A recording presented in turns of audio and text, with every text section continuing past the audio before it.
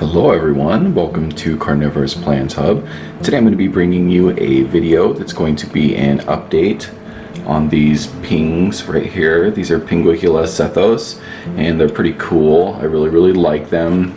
I'm excited to kind of show you how they look right now. They've got a lot of flowers on them and they're doing really well. I'm going to be sharing some care tips. I'm actually going to be repotting and separating this one right here. You can see it's a little full. You can see there's a lot of this one here. There's kind of a lot in this little flower pot here. So we're going to be pulling all these out, separating them, and then putting them in their new homes.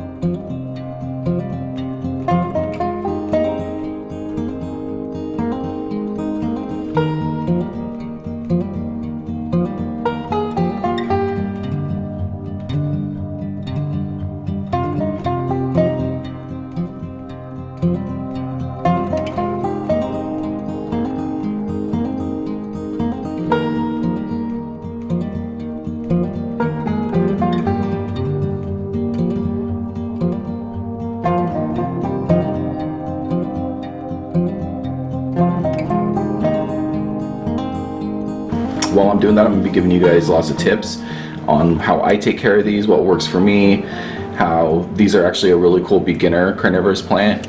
And I think that for somebody who wants to get started growing carnivorous plants, these are really cool because they catch a lot of gnats and small insects.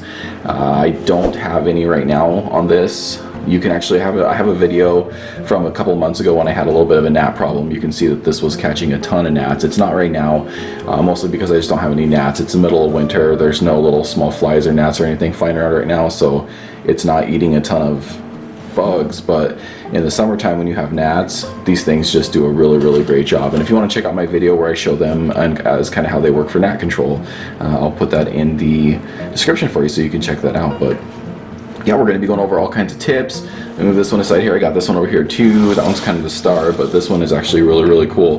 This one only has maybe a couple in this pot. I'm not going to be repotting this one, but it does have its first flower coming up right now. See if I can get a little bit closer to that for you so you can see the flowers. And that's really cool. So this one's going to have a flower here pretty soon. Okay. Alright, so we're pretty much ready to go here. I'm going to be pulling this out here in just a moment. And while I pull this out, I'm going to be talking about sort of what I do to care for this plant. One of the first things that we're trying to talk about is what to repot it in, since I'm going to be doing some repotting and separating today. These are actually really tolerant. They're a lot different than a lot of carnivorous plants, and it really almost doesn't matter what you pot them in. I prefer to tray water these just because it's easier for me. You can top water them if you want. You can even get the leaves wet. It's not really a big deal. But I like to have something that has holes in the bottom, but these are actually one of the few carnivorous plants that you don't have to have a lot of drainage on. So if you want to put these in pretty much anything, just make sure it's not something that's going to really leach a lot of minerals into the soil. These are kind of similar as they're also tolerant with soil, so you can actually get a soil that's a little bit higher than like a Venus Flytrap or an Nepenthes. They tend to be a little more tolerant to the minerals, but I still try really hard to keep it really similar to my Venus Flytraps, where I do distilled water, which means it has no minerals in it, and then also a soil like a peat moss, a perlite, and silica sand mix, the same mix that I use for my Venus Flytraps, but I do put a little bit of extra perlite in it just to make it a little bit more aerated. So really they're definitely more tolerant than a lot of carnivorous plants, and they do really well. You can actually get some more creative pots to put these in. I've seen people put them in some really cool creative things. I don't have anything like that today. I kind of wish I did, but people come up with some really cool and clever ways to repot these. But okay, so we're going to try to get this mess here separated and pulled out of this little pot. I hate touching these. It's okay to touch them, but they're so beautiful. They have, when you see these up close, you can see they have little patterns of that fluid that they release that actually helps capture the insects. Insects land on this fluid and it's sticky, and the insect can't get off of the plant. So then the plant releases a digestive enzyme and then absorbs the insect's nutrients into the plant, and that's how they're carnivorous, and that's how they sort of eat insects. They don't shut a trap like a Venus flytrap. They just the bug sticks and then they suck the bug's nutrients, and then that's kind of the end of the story for how they absorb insects or eat insects. But let's go ahead and see if we can get this plant pulled out of here. These are These are really delicate plants, so it is possible when you're pulling these out, you could pull off a couple of leaves, and that's totally okay because you can actually pull off these leaves and propagate them. So if you have a couple of leaves come off in the process, I'm gonna actually do an entire propagation video for this exact plant.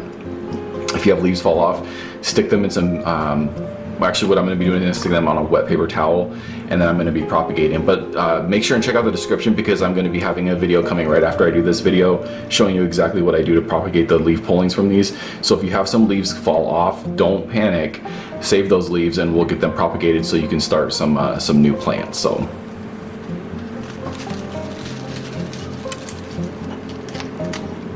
So you can see right away, one of the things that's important to know is that they do not have a deep root system. You can see right there, these are basically all just right on the top. These are a couple of dead leaves that came off, but this plant really basically has almost no root system, as I'll show you the bottom here. See, the roots are very, very, very shallow and very, very small. So don't be alarmed if you pull this out of there and there's not a lot of deep roots.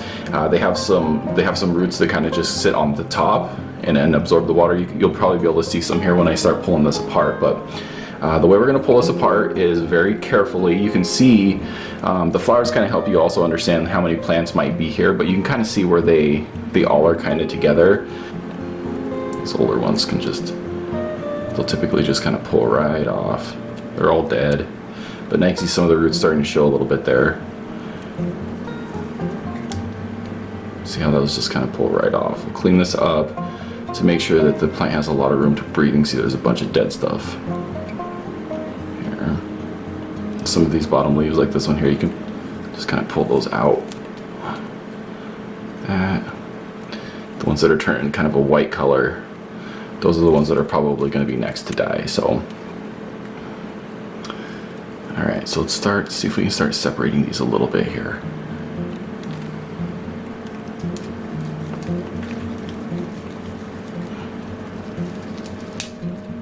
Go. Look at that. Oh, sorry, I'm not sure if that was in focus, but look. So it broke, and now you can see the individual plant's root systems here. So there's two right there. Those might actually break down into a couple more. Let's see here. See if we can break this one down here. Go. See how that one broke right off? Let's see what we have here. See, some of these leaves look like they're going to fall off, and that's okay. And I think this one here with the new flower, I'm going to go ahead and just leave that one the way it is. This one here, I'm actually going to leave this one too. I don't want to pull, this one has some of these leaves that are a little more dead here on the bottom. I'm going to pull those off. Actually, I might even try to, those ones might have enough life in them to propagate, so we might pull those off, we'll see. I'm gonna pull off this dead piece here, and there we go. So we'll keep this one as one plant. Even though some of these could probably be separated into 2 or 3, I think that's perfectly fine. I'm gonna show you here. There we go. So it's not perfect, and it's gonna be hard to divide these really perfectly, just because they're kind of fragile. But the thing to, like I said, to remember is that each one of these that fall off or that you're not able to use as a full plant, don't be alarmed because you'll actually be able to basically create propagations off of these. So I think I'm actually going to take this bundle right here, since it kind of fell off independently, and I'm going to use these leaves right here all as propagation leaves. Normally what you could do is when you get it to this point is you could kind of just pull the leaves off of these plants. Like you pull this one off and just pull it out, and then you could use that as propagation. But since while I was separating these ones kind of all came off, I might as well just use these since they're already all kind of pulled off. So in my propagation video, I'll separate these for you, and then you'll be able to see exactly what that looks like and how I propagate. And then I actually think I'll use these two. I don't know if these are a little bit closer to being at the end of their life cycle, but they actually may give out some plants as well. So there's definitely a few of those that we'll try propagating. But all right, so we're going to go ahead. I'm actually going to go ahead and use the pot that I had, the one in here, as one of my repotting pots here. So I'm actually going to take this biggest one here, and I'm just going to go ahead and put it right back in. Now the cool thing about these plants is that you don't have to really dig like a deep hole or anything.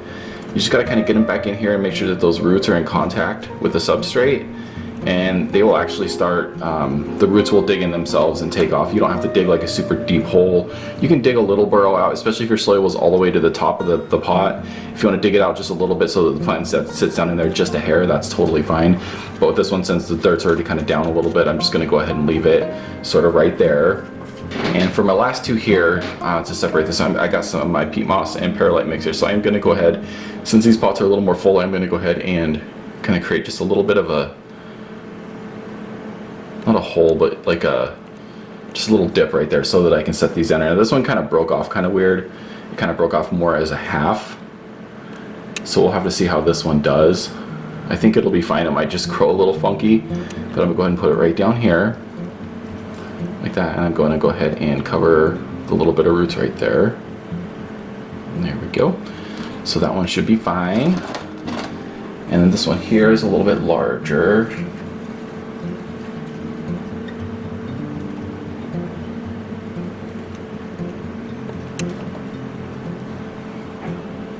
I'm try to get it a little more even there. And there we go. So now we got basically that divided into 3 separate plants, and I have a ton of leaf pullings here. Let's go ahead and attempt a propagation. And if you're interested in learning more about the propagation, please check out the video in the description. I'm going to do a whole video on that here in just a little bit.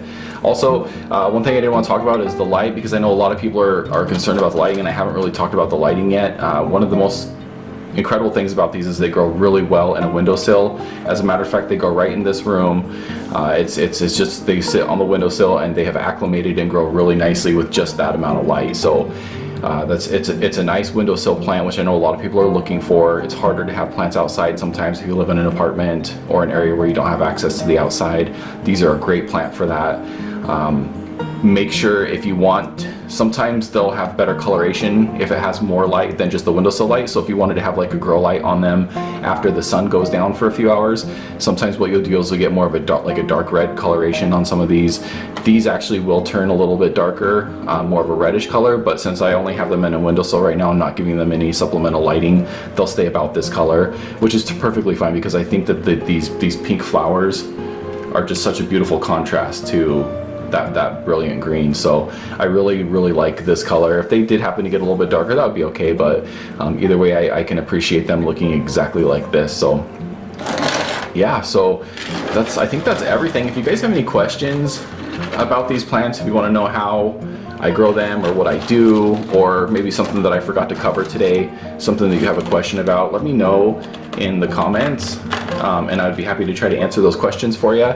I enjoy talking to you guys and discussing these plants. So these are also known as Mexican Butterworts.